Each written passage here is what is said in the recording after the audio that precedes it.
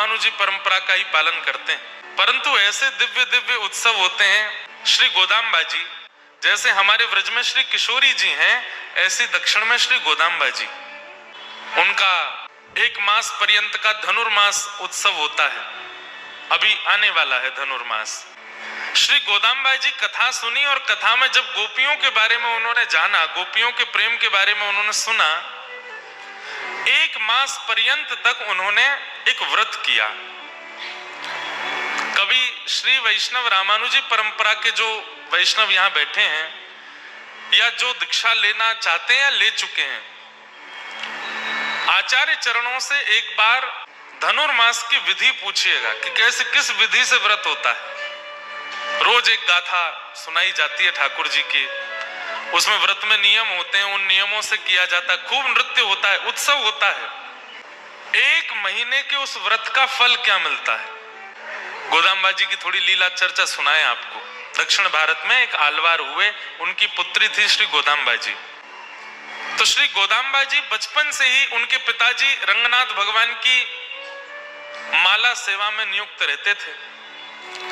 बंधुओं, अगर जीवन में चाहते हैं कि ठाकुर जी आपसे प्रसन्न रहें, तो अपने घर में तुलसी जी, खूब सारी तुलसी जी और पुष्पों के पौधे नियुक्त कर दीजिए और उन्हीं से निर्माण करके चाहे छोटी माला बनाओ, अपने हाथ से बना के ठाकुर जी को पधराओ। ठाकुर जी इतने रीझ जाते हैं। श्रीमद् भागवत में वर्णन आता है, जब भगवान कंस वध करने के लिए मथुरा जा रहे थे तो एक माली ने अपने बगीचे के पुष्पों से माला बना करके पहनाई।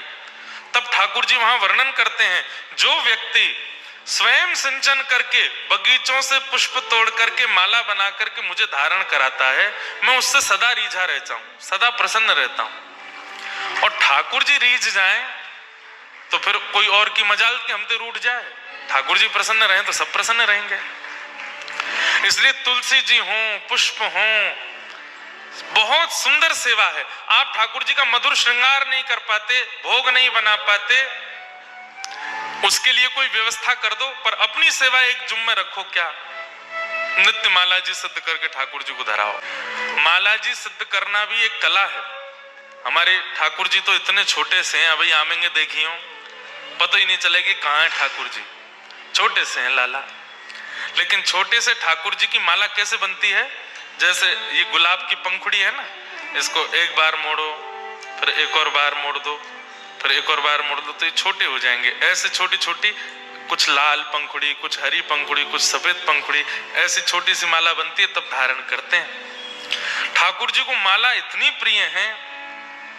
वास्तव में पुष्प जो होते हैं माला में, उनको ठाकुर जी अपना भक्त स्वरूप मानते हैं। और माला बनाने वाले को भी यही भावना रखनी चाहिए, प्रत्येक पुष्प को एक भक्त का नाम दे करके माला में पिरोवे। सूरदास जी आ गए, तो मीराबाई आ रही हैं, तो ये कुम्मन दास जी आ रहे हैं, ये गोदाम्बा जी आ रही हैं, ये बरबर मुनि स्वामी आ रहे हैं, ये यमुनाचार्य जी आ रहे हैं। ऐसे करके जो भक्तों के नाम आपको याद हैं, भक्तों का नाम धारण करके एक माला बनाओ। भक्त माल बन गई, फिर ठाकुर जी को धारण। इतने प्रसन्न होते हैं ठाकुर जी, चारों तरफ भक्त बैठ गए, मेरे कंठ पे लग गए, और फिर ठाकुर जी उनके संगी अपना मन लगाते हैं। तो जिसे चाहिए कि ठाकुर जी रीझे रहे, नित्य माला सेवा किया करो ठाकुर जी की। तो श्री गोदाम्बा जी के पिताजी माला बनाते, सिद्ध करते और श्री रंगनाथ भगवान को धारण कराते। लेकिन उनका नियम था कि माला सिद्ध करने के बाद अपरस में स्नान करने के लिए जाते, शुद्ध अवस्था में आ जाते और तब माला जी लेकर के मंदिर जाते। लेकिन इतने ही बीच में छोटी सी गोदा आती और पिताजी के द्वारा सिद्ध की गई माला उसको लेकर के और अपने गले में पहन लेती और पहन के खूब देर आनंद करते हैं। खूब उनको पता था कि रंगनाथ भगवान को जाने वाली है। वो जब रंगनाथ भगवान को देखती थी तो यही भाव होता था कि ये मेरे पतिदेव हैं, ये मेरे प्रियतम हैं। तो माला पहन करके उसको अपनी करके और फिर जैसे पिताजी का आने का समय होता उससे पहले उतार करके वहीं धर देती। पिताजी वो माला जाकर के ठाकुर जी को पहनाते। उतरी हुई माला ठाकुर जी को धराना अपराध है, पर गोदाम्बा जी तो नित्य माला पहनती और उसको अपनी उतरन कर देते, ठाकुर जी को पहनाते।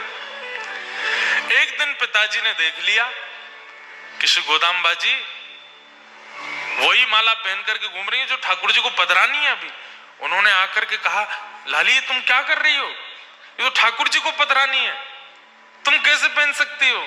छोटी सी गोदा जी के नेत्र सजल हो गए, बोले पिताजी मैं तो रोज पहनती, अब तक ना जाने कितने वर्षों से मेरी ही ठाकुर जी माला पहनी हुई धारण करते हैं रंगनाथ भगवान।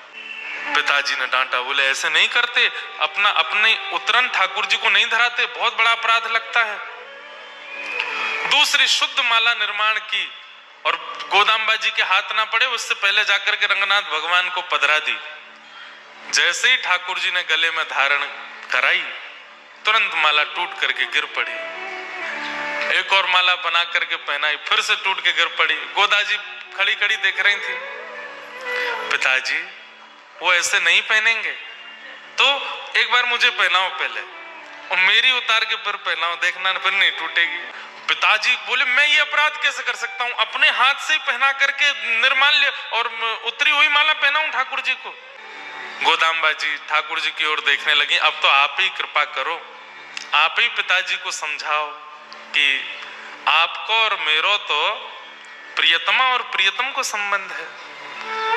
तब श्री रंगनाथ भगवान ने प्रकट होकर के उनके पिताजी को आज्ञा दी, आप संकोच मत कीजिए, माला जी गोदा को धराइए और उनकी उतार के हमको पहनाओ, क्योंकि वो हमें प्रियतम मानती हैं, इसलिए हम भी उनको प्रियतमा मानते हैं और प्रियतमा की माला धारण करने में कोई अपराध नहीं है। नेत्र सजल हो गए, बोले ठाकुर जी अब प्रियतमा मानते ही हैं तो फिर पूर्ण रूपेण स्वीकार भी कर लीजिए और उसके लिए जो नियम साधन हो वो करिए। तो फिर 1 मास पर्यंत का धनुर्मास व्रत गोदाम्बा जी को बताया और श्री गोदाम्बा जी नित्य व्रत करती हैं और दिव्य प्रबंध का पाठ भी होता है। वहां पर नित्य ठाकुर जी की एक गाथा सुनाई जाती है। 30 गाथाएं हैं, 30 दिन के गाथाओं में 30 दिन का उत्सव चलता है। दक्षिणी भाषा में है, लिपि साउथ की है, पर बड़ी अद्भुत है। उन गाथाओं को गाकर के जो भी कन्या, जो भी पुरुष 30 दिन का व्रत कर लेता है उसको फलस्वरूप क्या प्राप्त होता है सुनो। 30 दिन बाद जैसे ही गोदाम्बा जी का व्रत पूर्ण हुआ, पिताजी के स्वप्न में ठाकुर जी आए और कहा अब आपकी पुत्री को हम स्वीकार करेंगे, इनका स्वयंवर करो। बोले स्वयंवर क्या करना, जब आप स्वीकार कर ही चुके हो, जब आप मान ही चुके हो कि आप इनको स्वीकार करोगे पत्नी रूप में, तो आप आ जाइए स्वयंवर में, तो बहुत सारे वर आते हैं। तो बोले आपकी जो गृहिणी है, आपकी जो लाली गोदाम्बा है, इन्होंने इतना सुंदर दिव्य व्रत किया है कि मेरे जितने भी रूप हैं दक्षिण में, चाहे वो वेंकटेश तिरुपति बालाजी हैं, चाहे वो रंगनाथ हैं, चाहे वो वरदराज हैं, चाहे वो संपत कुमार हैं, सबके चित्त में इच्छा हो रही है बोले गोदाम्बा जी से तो हम ब्याह करेंगे। मतलब एक ही ठाकुर जी हैं, एक ही ठाकुर जी के अलग अलग रूप हैं, जैसे राधा रमण जी, राधा वल्लभ जी, बिहारी जी, मदन मोहन जी, गोपीनाथ जी, आदि आदि सब ठाकुर जी के एक ही ठाकुर जी हैं, पर सबके रूप अलग अलग हैं। ऐसे ही दक्षिण में भी नारायण एक ही है, पर उनके रूप अलग अलग हैं, मंदिर अलग अलग हैं। सब लोग इधर देखो, ध्यान से सुनो। ठाकुर जी बोले सबकी इच्छा हो गई है इनका व्रत देख करके कि इनसे ब्याह तो हम करेंगे। मतलब सोचो, अब हम लोग उत्तर भारतीय इसलिए हमको वृंदावन के मंदिरों से समझाना पड़ेगा कि किसी भक्त की भक्ति पर राधा रमण जी भी रीझ गए, बिहारी जी भी रीझ गए, राधा वल्लभ जी भी रीझ गए, मदन मोहन जी भी रीझ गए, गोविंद देव जी और गोपी, सब में होड़ लगी है, बोले यहाँ पर कृपा तो हम करेंगे। ऐसे दक्षिण में हो गया। तो इसलिए ठाकुर जी ने कहा आप तो स्वयंवर करो, और स्वयंवर का नियम जो पहले मंडप में आ जाएगा उसका विवाह गोदाम्बा जी से होगा। बंधुओं, इसे कहते हैं रास। ठाकुर जी में होड़ लग रही है भक्त के पास जावे की, तुम पीछे हटो मैं पहले जाऊंगा। तो श्री गोदाम्बा जी के पिताजी ने पत्री बनवाई, शादी की जैसे पत्रक होती है, और प्रत्येक दिव्य देश में जाकर के ठाकुर जी को निमंत्रण देकर के आए कि हमारी लाली को ब्याह है, आप भी दुल्हा बन के आओ, क्या पता जयमाल हो जाए। तिरुपति गए, रंगनाथ गए, श्री वरदराज गए, श्री संपत कुमार गए, उत्तर में बद्री विशाल गए, जगन्नाथपुरी गए, द्वारिकापुरी गए, सब जगह पत्रक बांट करके आए पिताजी सारे मंदिरों में। वो हमारी लाली का स्वयंवर हो रहा है, सारे हरि, सारे ठाकुर जी आ जाओ, जो पहले पहुंचे को वहां से ब्याह। पत्रक पहुंच गया। अब यहां श्रीरंगम में विराजमान श्री रंगनाथ भगवान वो बड़ी चिंता में बैठे हैं। तभी गरुण जी आदि सब आकर के बोले, जय जय, बड़े चिंता में हो, कहा बात है? बोले, हमको ये लग रही है कि ये गोदाम्बा जी तो हमसे प्रेम करती हैं, पर ये हमारे ही स्वरूप है साबरे, और सब में होड़ लगी है। वहां जगन्नाथ जी तैयारी करे बैठे, बोले मैं पहले पहुंचूंगा। बद्रीनाथ जी कह रहे हैं मैं तो ऊंची पहाड़ी थी, सीधी छलांग मारूंगा, दक्षिण ही पहुंचूंगा। तिरुपति जी कह रहे हैं कि मैं पहले पहुंचूंगा, पद्मावती जी नीचे भेज देंगे, हम कैसे पहले पहुंचे? गरुण जी बोले, आप हमको आज्ञा। बोले, तुमको क्या आज्ञा? तुम भी तो सब जगह हो, अब तुम अकेले यहाँ विराजमान हो तो तुमसे कुछ कहें? तुम द्वारिका में भी हो, तुम बद्रीनाथ में भी हो, तुम जगन्नाथ में भी हो, सब जगह तो हो। सब ने तुमको आज्ञा कर दी, सबको लेकर के तुम एक ही समय पर पहुंचोगे, क्योंकि गरुण जी की गति तो एक जैसी है।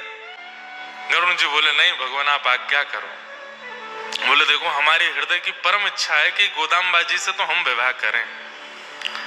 अगर तुम हमारी बात मानो, बाकियों की मत मानना, बाकी तुम्हारी प्रतीक्षा में बैठे रहे, थोड़ा विलंब कर देना, हमको पहले पहुंचा दो। तो श्री गरुण जी बोले, हमको क्या मिलेगा फिर? बोले, आपको यह मिलेगा कि आप गरुण जी बाहर बैठे रहते मंदिर में, हम आपको गर्भगृह में बुला लेंगे और नित्य अपनी दिन रात की सेवा में अपने समीप बिठा लेंगे।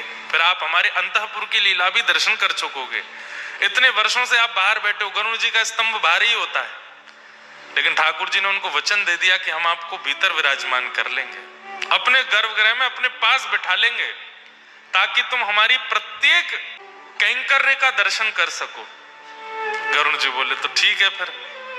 अच्छा, गरुण जी ने भी सबसे पूछा, आप हमें क्या दोगे? जगन्नाथ जी ने कही, महाप्रसाद दे देंगे, जो विशेष देगा उसको पहले पहुंचा दूंगा। सबने अपने अपने कुछ, किसी ने कहा हम आपको वस्त्र दे देंगे, किसी ने कहा हम आपको सुदर्शन जी दे देंगे, किसी ने कहा आपको ये दे देंगे, लेकिन रंगनाथ भगवान ने सबसे सुंदर उपहार दिया। बोले, क्या? हम आपको अपने गर्भगृह में अपने पास ही बैठा लेंगे, ताकि आप हमारा 24 घंटा दर्शन किया करो। ये भाव गरुण जी को भा गया। बोले कि ठीक है। और जिस दिन स्वयंवर होना था, सारे ठाकुर तैयार हो गए भारत के गोदाम्बा जी के विवाह स्वयंवर में जाने के लिए, लेकिन सब प्रतीक्षा कर रहे हैं, गरुण जी कहाँ हैं? गरुण जी किसी के पास नहीं गए, रंगनाथ भगवान के पास गए, तुरंत कंधे पर विराजमान करके सीधे पहुंचे हैं स्वयंवर मंडप में। और सबसे पहले आगंतुक के रूप में श्री रंगनाथ भगवान पधारे, शंख चक्र गदा पद्म धारण करके। जैसे ही प्रभु पधारे, श्री गोदाम्बा जी ने उनका वर्ण किया। जैसे ही जयमाल पड़ रही थी, उसी समय द्वार के भीतर प्रवेश कर रहे हैं श्री तिरुपति बालाजी, उसी समय श्री जगन्नाथ जी, द्वारिकाधीश जी सब रे आए। बोले, रह गए हम तो, गरुण कहाँ हैं? गरुण जी बोले, आपसे भी बढ़िया ऑफर मिला था हमको, इसलिए इनको पहले लिया है। इन्होंने गर्भगृह में बैठाने का हमको आश्वासन दिया है, इसलिए हम इनको पहले लिया है। बोले, अब हम लोग क्या करें?